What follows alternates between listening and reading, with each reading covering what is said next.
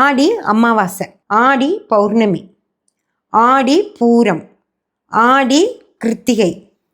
ஆடி ஷஷ்டி, அதுக்கப்புறம் ஆடி செவ்வாய், ஆடி வெள்ளி, அப்புறம் ஆடி பெருக்கு, அதுக்கப்புறம் பார்த்திங்கன்னா நாக சதுர்த்தி, நாக பஞ்சமி, கருட பஞ்சமி, அப்புறம் வரலக்ஷ்மி விரதம்,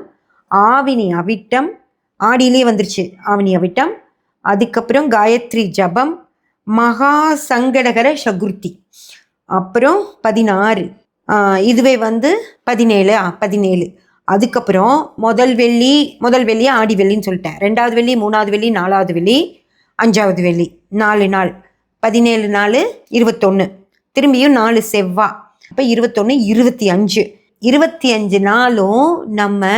ஏதோ ஒரு பேரில் கடவுளை கும்பிட்றதுக்குன்னே இந்த ஆடி மாதத்தை வச்சுருக்கோம்.